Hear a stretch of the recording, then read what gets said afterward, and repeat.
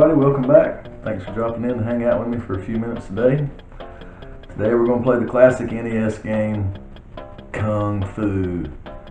Now, of course, this is a port of an arcade game called Kung Fu Master, and that's a game I got to play a lot as a kid because we had it in our arcade at the campground. And this is the game that I remember sort of setting a marquee area in our arcade because it was making more money than any of the rest, and the people that brought them out and serviced them said, hey, you got this area over here, that's sort of the center of attention when you walk into the second part of the arcade. We want to move this game over here and put the best game there, whatever it is at the time. And that's what they did, and it's kind of in an area, you just have to see our arcade. When you walk into the room, it's off to the left, but there's a big area around it compared to where the other games are sitting. It's kind of centered. It's like, oh, here it is. Here's the good game.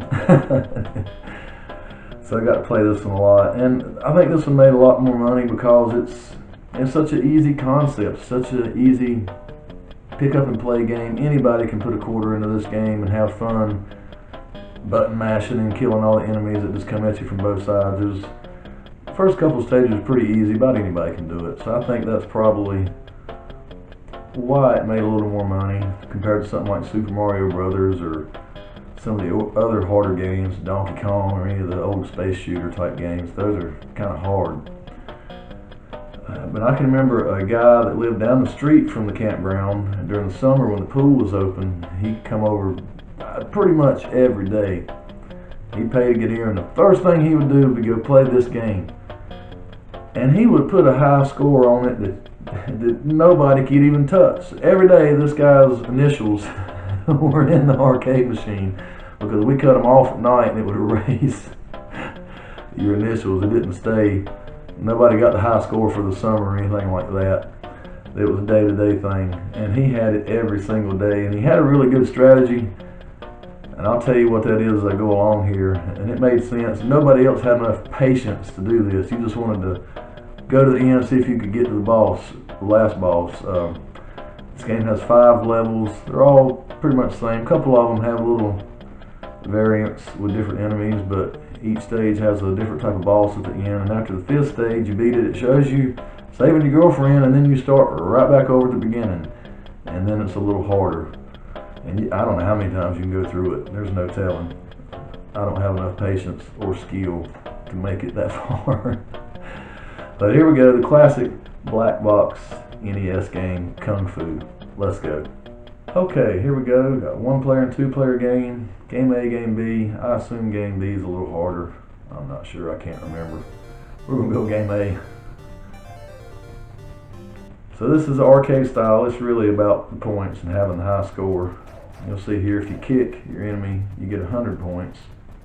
If you punch them, you get 200 points. Punching is a little shorter distance, so you got to be a little more precise with that attack. And you can duck and punch and kick. Get some low blows in there. Oh, the knife throwers there, they take 2 hits, so you got to be careful with them. You got to either duck or jump their knives. So the guy that would come over and set the high score every day, he never used kick, ever. He punched everything. And that's part of how he got his high score. Here's the first ball, so all you gotta do is do some low kicks on him, go in with a jump kick, and then do the low kick, and there he goes. Now the guy with the high score, see, you got a time up there in the top right. He would stay in one place for a while and just let enemies keep coming to him. The more enemies come out, the more you kill, higher score you get. He would run it down to where the time was almost out and then go beat the boss. And then he had another strategy that on this stage here, on stage 2, there's these little pots or vases or something that fall from the ceiling, and these like dragon things come up out of them. You'll see here. Snakes in the green pots. Here we go. Alright, that dragon pot. So if you kill one of those, you get 2,000 points. That guy would sit here and run his time down the whole time. he would kill his character on this part right here, just going around killing all these dragons and getting those 2,000 points. So he would let time run out and die, and then do it again on his second life. Stay right here and let the time run out and die. And then he would run his last life down to just enough to go beat the boss on this stage. And he didn't care if he beat the game or got through the last stage and started over again or not. He just wanted the high score. And he would put up an impressive score that was tough to beat every single day. Now, I've messed around and let my energy get down here. Hopefully I can beat this guy. This boss has a boomerang. Now you see the little kids coming at you. I don't know why they put little kids in this game. I assume it's little kids. Looks like little kids. Hey, come on now. Yeah. The boss right here. Alright. Dodge that. Gotta watch it coming back.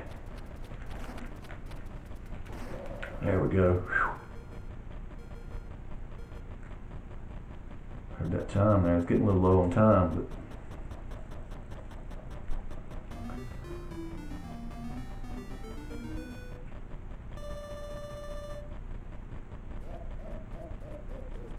oh, Mr. X.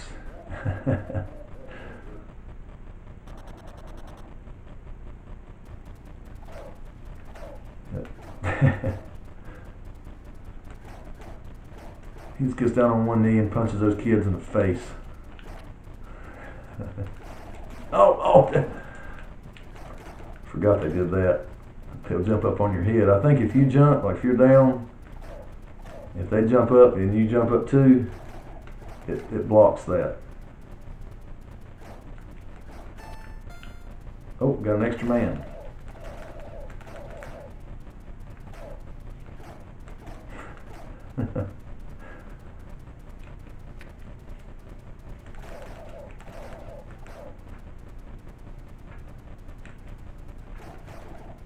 Boom.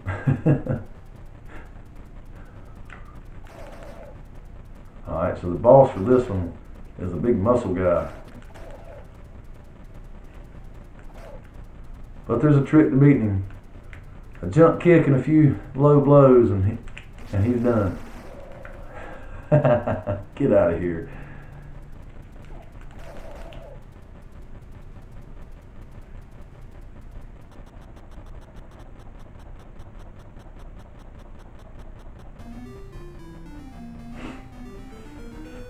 Also, I forgot to say, there's marks along the way on the columns that tell you, or up in the ceiling there. You'll see up there is a little dash or something.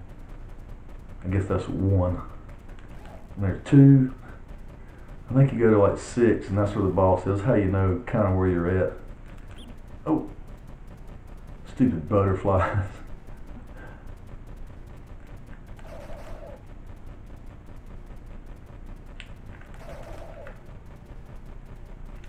Oh gosh, here's the boss. To me, this is the hardest boss. He's like a wizard or something. And you have to bend down and punch him with low blows, because if you hit him in the head, his head comes off. There we go. And then he disappears and you're stunned for a second, and then he hits you with one of those things and you're dead. I think if he hits you twice with that magic stuff, you're dead. Usually if I can beat that guy, I can get through the last phase. Mr. X ain't all that tough.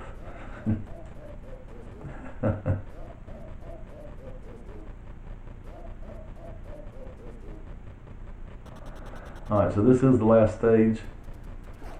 Sorta.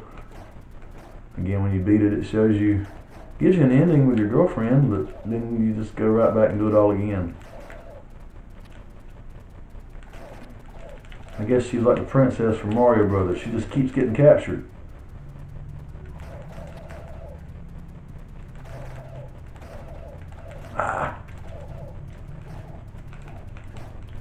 A lot more enemies coming out on this stage.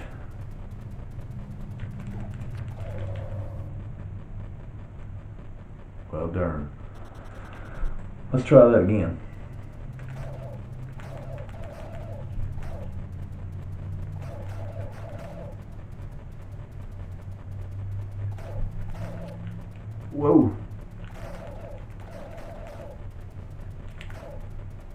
I'm going to keep moving to the left. Get to the ball as quick as I can.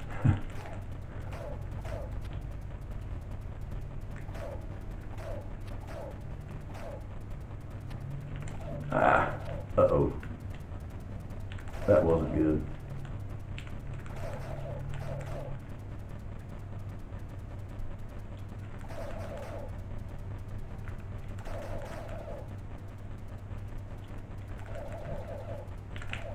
Alright, here's Mr. X. Again, just jump kick and then low kicks. And he is a little harder.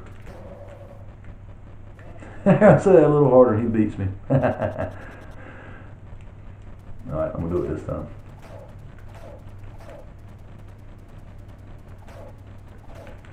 Ah.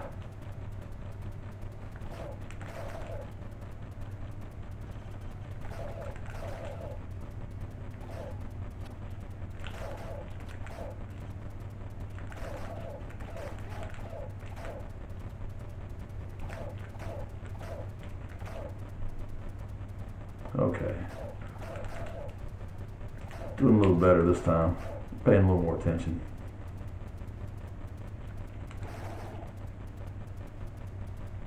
Okay, Mr. X.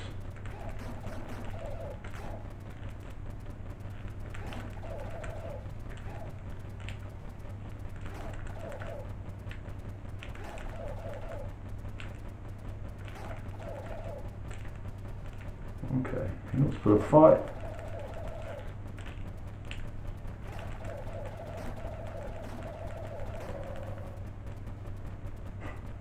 Probably could have done that the whole time and beat him.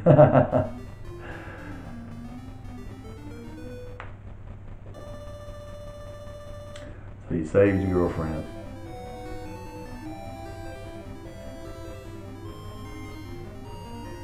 But their happiness does not continue long, because her dumb ass goes out and gets captured again.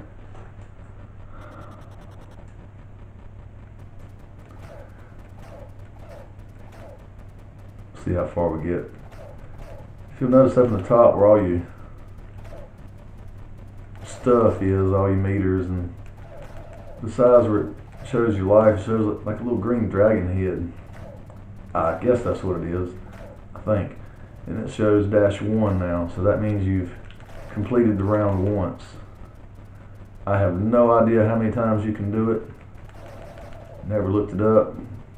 I'm sure it's a bunch. I'm sure it gets really hard.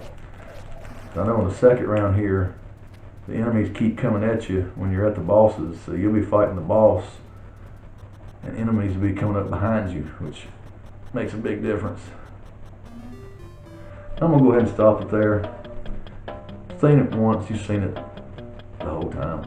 This is a great game. This is a game that everybody had, I think, growing up, because it was such a good arcade game. Like I said earlier, it's so easy to pick up and play. Same with the NES. This is a very good port of an arcade game, one of the better ones. No, it does not look exactly like the arcade, or control as good or sound as good, but it's still a really fun game on the NES. If somehow you don't have this, you need to get it. This is an essential for your NES collection, because everybody had this as a kid. This is one of those games that just appeared in your game somehow. You didn't have to buy it or trade. Somehow you just had it. Kind of like Jaws or something. Everybody had it. But thanks for hanging out with me again today. Hope you had fun.